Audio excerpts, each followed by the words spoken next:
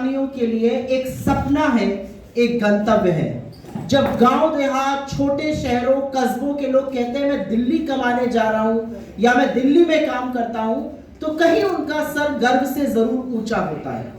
और उसी दिल्ली को बनाने का, उसी दिल्ली को समृद्ध करने का, उसी दिल्ली को चमकती हुई दिल्ली बनाने का, आप सबकी भागीदारी से दिल्ली बनाने का काम कांग्रेस पार्टी ने, शीला जी ने और यहां बैठे तमाम नेताओं ने उसमें सहयोग दिया है, समर्पण दिया है और उस दिल्ली को बनाने का काम किया है।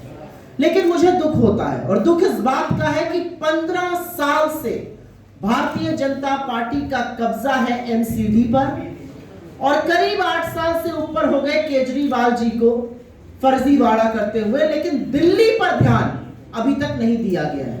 इससे पहले कि उनके बारे में चर्चा करूं, कुछ मुख्य बिंदु अपने घोषणा पत्र के आपके सामने रखने की अनुमति चाहती हूं, और गर्व से कहती हूं कि जो हमारा घोषणा पत्र है वो जबानी जमा खर्च नहीं है, वो उल जलूल बातें नहीं है, वो बड़े बड़े दावे नहीं है, वो चीजें हैं जिससे दिल्ली की तकदीर और तस्वीर बदलेगी, जिससे लोगों का जीवन सुगम होगा, दिल्ली फिर से चमकेगी। चर्चा कर रहे थे एक एवरेज घर का खर्चा करीब 11,000 रुपए है सालाना बिस्लरी या ऐसी कंपनियों का, प्राइवेट कंपनी का पानी खरीदने का, क्योंकि पेयजल, पीने का जल पीने लायक नहीं आता है दिल्ली के नलों में। और पिछले 8 सालों में करीब ये 22,000 करोड़ रुपए की लूट हुई है। जो बड़ा दावा भरते थे कि हम हर घर पानी पहुंचा रहे हैं, वो नहाने लायक पानी नहीं दे रहे, पीना तो दूर की बात है। 22,000 करोड़ की इस लूट को अगर खत्म करना है तो दिल्ली के हर घर में आरओ होना चाहिए, और इसी का हम वादा करते हैं कि दिल्ली के हर घर में आरओ की व्यवस्था की जाएगी, जिससे पेयजल लोगों को खरीदना ना पड़े। इस महंगाई के दौर में, इस कम आय के दौर में, इस बेरोजगारी के दौर में उस खर्चे से बचा जा सके और पीने का पानी आपके नल से ही निकले, जो काला गंदा घिनौना पानी ना हो, साफ पीने का जल हो। इसलिए ये आरओ की बात सुनने में शायद छोटी लग सकती है, लेकिन ये बहुत बड़ी बात है, और 22,000 करोड़ रुपए दिल्ली की जनता के बचाएगी, जो पिछले 8 साल में लूट में खर्चा हुआ। अगर कभी कभी आप घर पे ना रहिए और पीछे से बच्चे स्कूल से वापस आते हैं, तो जरूर संशय बना रहता है। और ये जो अगला वादा है, ये दिल्ली के लोगों के बच्चों को सुरक्षित करेगा।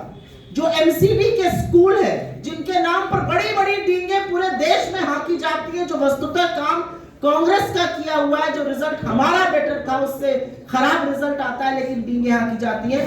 वस्तुतः एमसीडी के स्कूल आज अब इमारत बन के खड़े हैं, और उन एमसीडी के स्कूल में ज्यादातर बच्चे वो पढ़ते हैं जिनके माता पिता या तो दैनिक दिहाड़ी मजदूरी करते हैं, छोटे मोटे काम करते हैं, जो सुबह जीवन यापन के लिए निकलते हैं और रात की रोटी का बंदोबस्त करके रात को लौटते हैं। तो हमारा ये वादा है कि दिल्ली के एमसीडी स्कूलों में डे बोर्डिंग की व्यवस्था करी जाएगी।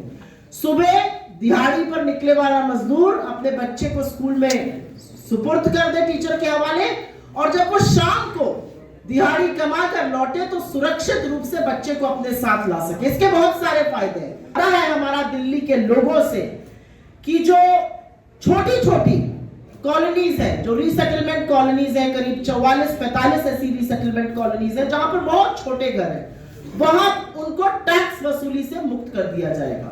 तो पीने का जल, बच्चों की सुरक्षा, स्कूलों में रहने की व्यवस्था डे बोर्डिंग के हिसाब से, जो बकाये के नाम पर वसूली हो रही है, वो ऐसी बड़ी बड़ी चीजों का वादा हम कर रहे हैं। और हम वादा इसलिए कर रहे हैं, और मैं ये बात अपनी कह के समाप्त करूंगी क्योंकि तमाम और बिंदु है, बात बहुत लंबी हो जाएगी अगर हम बात करने लगेंगे, लेकिन मोटे तौर पर यह दिल्ली के लोगों के लिए सुविधा का काम करेगा, उनके जीवन को सुगम बनाएगा और सबसे ज्यादा लोगों को सुरक्षित करेगा। और ये करना इसलिए जरूरी है, और इस बात को कह के मैं अंत करती हूं।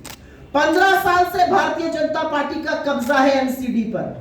15 साल में कितने ही मेयर हुए, लेकिन आज एक ऐसा चेहरा नहीं है जिसके बूते पर भारतीय जनता पार्टी एमसीडी का चुनाव लड़ सके। इस चुनाव में भी प्रधानमंत्री के मुंह के पीछे छिपकर लड़ना पड़ रहा है। आपने क्या किया 15 साल एमसीडी में? उसको कमीशन और करप्शन का अड्डा बनाकर रख दिया है। आपने दिल्ली को चिकनगुनिया, आपने दिल्ली को डेंगू, आपने दिल्ली को मलेरिया, आपने दिल्ली को कूड़ा घर बनाकर रख दिया है। ये जिम्मेदारी आपकी है, आप अब आपके कितने भी वादे कर लीजिए।